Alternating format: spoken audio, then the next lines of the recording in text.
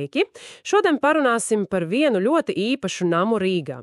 Daudz to zina kā Ziedu namu. Jā, tas labs piemērs. Mums ir materiāli no raksta Ziedu nams Rīgā, vēstures lapuses. Un mēģināsim izsekot līdzi, kā šī ērka mainījusies cauri laikiem. Un tas nosaukums Ziedu nams, tas parāda, ka agrāk ēkām deva vārdus. Pirms visur bija numuri. Tieši tā. Maza Jaunavu iela 8 varbūt neko daudz nepasaka. Bet Ziedu nams, tas uzreiz ir kaut kas, rada ainu galvā. Interesanti, kā tie vārdi pielīp, vai ne? Pilnīgi noteikti. Un šis konkrētais Ziedu nams, tā plašāk zināms kļuva 99. šķiet. Jā, kad Intersaurs atjaunoja to veco noliktavu. Un uzlika to slaveno gleznojumu. Vesels dārs, magones, kumelītes, piparmētras. Tas bija kaut kas jauns tajā laikā. Varbūt tāpēc, ka Vecrīga tad bija tāda, pelēcīgāka. Kontrasts, jā. Un arī atgādinājums par vēsturi, jo tā māja ir jau ļoti sena. Saknes meklējamas pat 16. gadsimtā. Rīgas pirmsākumos. Jā, kad te vācu tirgotāji saimniekoja, būvēja akmens ēkas, noliktavas, monētiela, taču arī blakus tur monētskala. Tā noliktava pat ir no 16. gadsimta. Tolaik jau Rīgai ļoti vajadzēja noliktavas, spīķerus. Tirdzniecība gāja pilnā sparā. Esot bijuši ap 160, Vecrīgā vien. Milzīgs skaits. Bet vēlāk tos pārcēla ārpus vaļņiem. Un veco spīkeris vai pārbūvēja, vai nojauca, bet šis nams izdzīvoja. Jā, tam paveicās. Kaut kāds Heinrichs Augusts Hahs ar partneri te ierīkoja veikalu, pirmajā stāvā. Bet bēniņi palika noliktava. Un interesanti, ka jau no 8008. gada viņi sāka tirgot tās moskateļu preces. Kas tas īsti ir? Kā lai sāka? Sadzīves ķīmija, parfimērija, krāsas. Diezgan moderni tam laikam. Un laikam veiksmīgi, jo vēlāk to pārņēma Alfreds Bušs no tādas uzņēmīgas vācu dzimtas. Jā, Bušu dzimta. Un viņš paņēma biznesā arī sievas brāļi, Teodoru. Tā radās firma Alf Klefi Buš. Un viņi pārņēma visu ēku. Un sāka uzlabot. Tieši tā. 1878. gadā bija pārbūve. Arhitekts Plūks.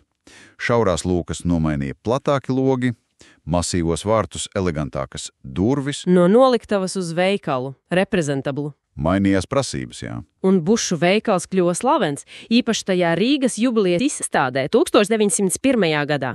Jā, tas stends. Viņiem bija stends kā viduslaiku alķīmiķa kabinets. Hits. Tas parāda, ka mārketings jau toreiz bija svarīgs. Gudri. Buši bija ne tikai tirgotāji.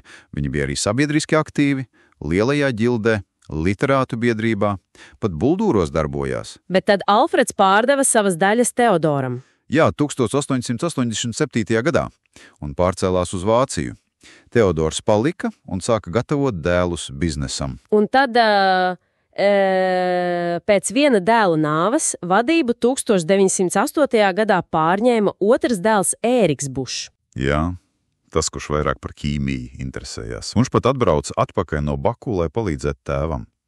Un tieši viņa laikā, pēc vēl vienas pārbūves 1905. gadā? Jā, tad ražošanu pārcēla uz Slokas ielu, te palika tikai veikals un laboratorija. Un tad notika tas ikoniskais solis. Fasādes apgleznošana ar ārsniecības augiem. Tā bija vistīrākā reklāma. Nāc iekšā, te ir tas, kas uzzīmēts ārā. Visa māja kā liela etikete. Nezinu, vai tas bija ierasti? Grūti teikt, daudz tādu piemēru laikam nav, drīzāk drosmīgi un oriģināli. Un acīm redot nostrābāja. Bet tad nāca Pirmais pasaules karš. Grūti laiki. Jā, Ēriks Bušs pat Landesvērā dienēja. Pēc karā atgriezās, bet ziedi pazuda, aizkrāsoja. Tā vietā esot audzējuši vīnogulojus pie sienas.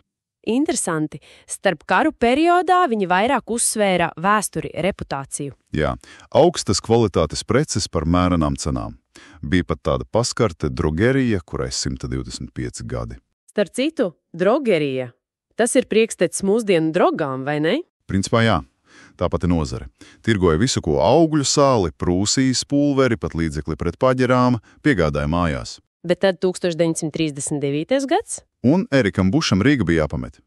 Vācu-baltiešu izceļošana. Un padomju laikā? Kas notika ar māju? Kā jau daudz kur, telpas pārņēma Politehniskais institūts, laboratorijas. Un vēsture tika aizkrāsota. Burtiski.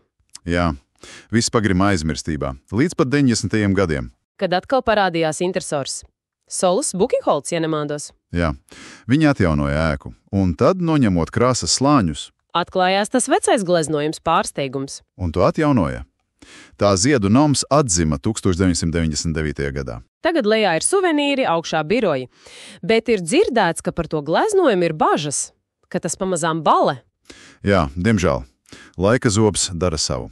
Un tas liek aizdomāties. Par ko tieši? Laboratorijas tagad biroji un suvenīri? Dažādi laikmeti vienā sienā. Tieši tā. Un cik viegli šādi stāsti var pazust, ja tos nepamana, nesaglabā. Tas atgādina, ka vēsture ir visapkārt. Ko vēl šādas ēku grāmatas Rīgā mums varētu atklāt, ja tikai paskatītos uzmanīgāk.